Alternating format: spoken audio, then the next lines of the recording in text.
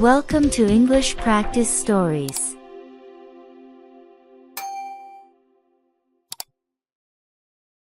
When I was 13 and an idiot, like most 13-year-olds are, I spent a lot of time on a now-defunct app called Chatterbox. It operated a lot like a more clunky version of Discord, where you could chat with strangers online either through community groups or private messages. For context, I should mention that I was a bit of a troubled teenager. I grew up in a dysfunctional household with largely absent parents, and I was bullied pretty severely all throughout middle school. I found solace in one particular Chatterbox community called Teens X Fashion, which, as I'm sure you can guess, was a place to discuss fashion and aesthetic trends of the mid-2010s. It was supposed to be a place for people aged 13 to 18, but now that I'm older and wiser, I'm pretty sure that 90% of the people I met on that server were much older guys. Through the server, I met a 17-year-old guy named Jack. I don't remember his Chatterbox username, but I remember him being a kind and charismatic presence in our community. We talked almost every day for 2 years, and he quickly became my number one confidant.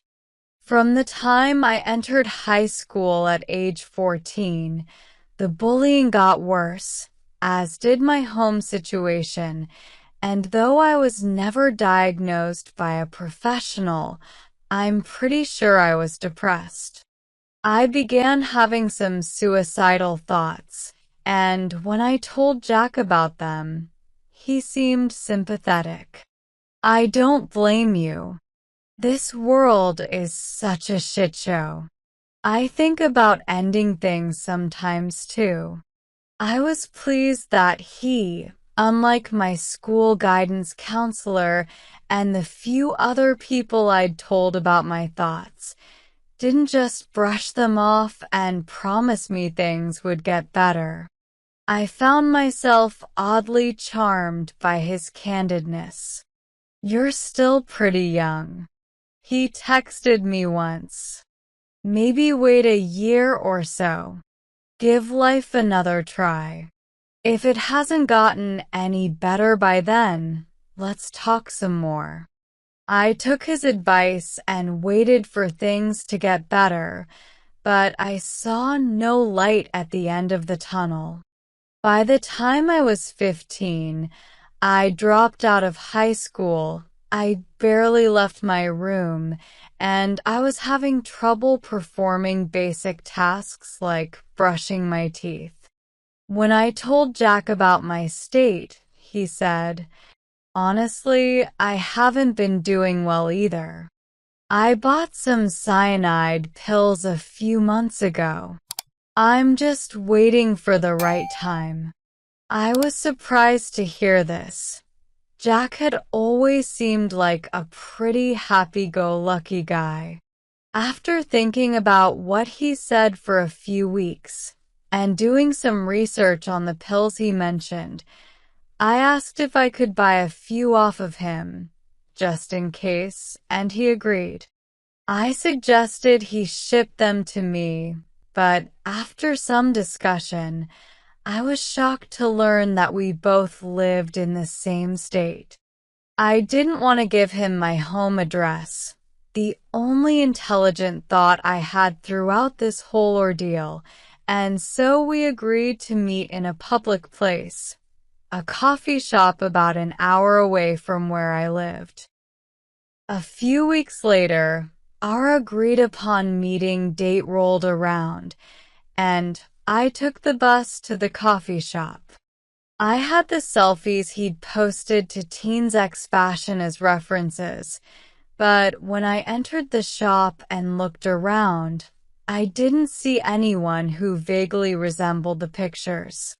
I walked around, figuring he must be late, before I heard someone shout my name from the corner table. I looked at the man who'd called out to me. It had to be Jack. No one else would know my name, but he looked different. He was much taller and heavier than he appeared in the photos, and much older as well. It was difficult to tell what age he was exactly, but he certainly wasn't 19. I walked over and asked his name, and he gave me both the name Jack and his Chatterbox handle. He gave me a friendly smile as I sat across from him. He wasn't a bad-looking guy, and he seemed to have put a lot of effort into his appearance for our meeting, but I was thrown off by the discrepancy in how old he was supposed to be and how old he appeared. Before we'd said much to one another, a barista came over to take our order, which, in retrospect, was unusual for a coffee shop. The barista's name was Lydia, and she was this petite blonde lady, probably 21 at most. She took our order and then left us with a very awkward, stilted conversation. I didn't know what to say. I'd been excited to meet my friend for 2 years, but now that I was actually there, it all felt like too much. I was so quiet that Jack seemed to take offense after a while. "Hey," he said at one point.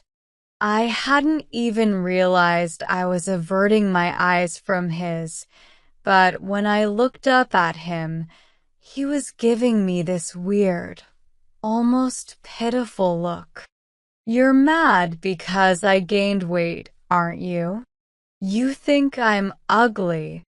I was taken aback. No, I said, "I don't think you're ugly at all." He seemed genuinely upset. All of a sudden, I felt like a terrible person, like I was taking advantage of him or something. I rushed to console him, partially because I was worried that he wouldn't give me the pills, but also because he was pretty much the only friend I had, and I was terrified of ruining things. Soon I was the one leading the conversation, pulling him back out of his shell little by little. It was all very odd. The barista came back after a while. I said thank you as she put our drinks down, but she didn't leave afterwards. She just kept standing there, looking at us with a smile that didn't reach her eyes. "All good here, folks?" Lydia asked, staring directly at me. I told her everything was great, and then she reluctantly returned to the counter. Jack and I finished our drinks largely in silence. I remember very strongly not wanting to look directly at his face. Like I said, he wasn't a bad-looking guy, but his eyes seemed unnaturally dull, like the light wasn't hitting them right or something. Once we'd finished drinking and Jack still hadn't made any mention of the pills, I broached the topic myself. "They're in my car," he said in response to my inquiry. He leaned his face close to mine and lowered his voice, giving me a wink that was anything but charming. "We might both get in trouble if I handed you a bag of pills in a public space like this." I guess that made sense, so we tossed our drinks, and I followed him outside. The parking lot was full of people, not exactly a prime location for a child abduction, so I didn't have any second thoughts about walking with him. But when we reached the last row of cars and Jack kept going, I slowed down. "Oh, I'm parked a ways down the road," he said when I asked where he was going. He gave a condescending little laugh, like I'd asked him a stupid question. "Again, I can't be handing you cyanide pills in front of everyone, silly." I stopped walking. I was starting to think that I didn't know this person as well as I'd thought, and I certainly didn't want to be alone with him in an isolated area. But then again, did I even care what happened to me? Wasn't I ready to go anyway? Jack noticed that I'd stopped. He turned around and walked back over to me, placing a meaty, sweaty hand on my shoulder.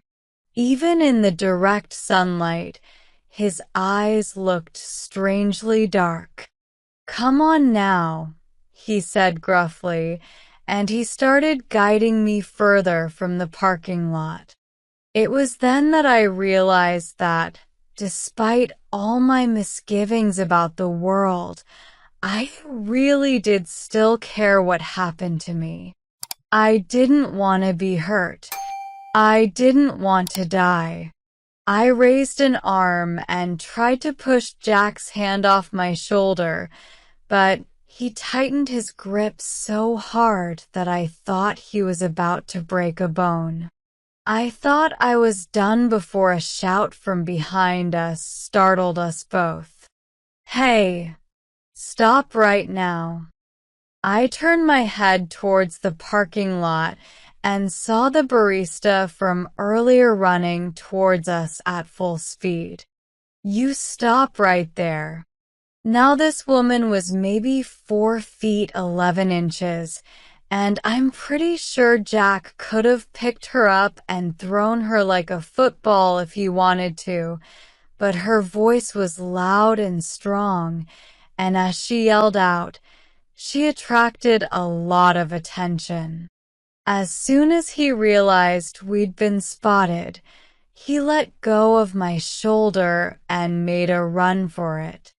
Lydia came to a stop next to me, taking my hand and gently guiding me back towards the group of witnesses in the parking lot. Once we'd made it to safety, she called the police, who arrived quickly to take our statements. However, after listening to my whole story, they ended up taking me to the station for questioning. Lydia came along with me, which made me feel a lot better. To make a long story short, the man I'd met up with was not a 19-year-old named Jack, but a 38-year-old named John Davis Harrison, whom the police were able to identify from photos Lydia had taken at the coffee shop. He was arrested the following day after police found the skeletal remains of 2 women and 1 man stuffed between the mattress and the box springs of his bed. Harrison admitted to luring his victims, all of whom had confided their suicidal thoughts in him, with the promise of a quick death via cyanide pills. In reality, the slow, painful deaths his victims endured at his hands were etched into their bones. The whole ordeal was the wake-up call of the century for me. In the aftermath, I went back to high school and started to really apply myself in class. I graduated a year late, but I also graduated with really high marks. I started seeing an awesome therapist at age 16, and thanks to him and a few counselors at my school, I transitioned into a foster family that is now my adoptive family. I actually enjoy living these days, and despite the title of this post, I have not a murderer but one brave barista to thank for my life now. We still keep in touch, and I'm happy to report that she's doing well too. Thanks, Lydia, for looking out for a clueless kid who didn't know what they were getting themselves into. Now that I'm older and wiser, I promise to do the same. If you like our story, subscribe English Practice Stories channel and click the bell icon.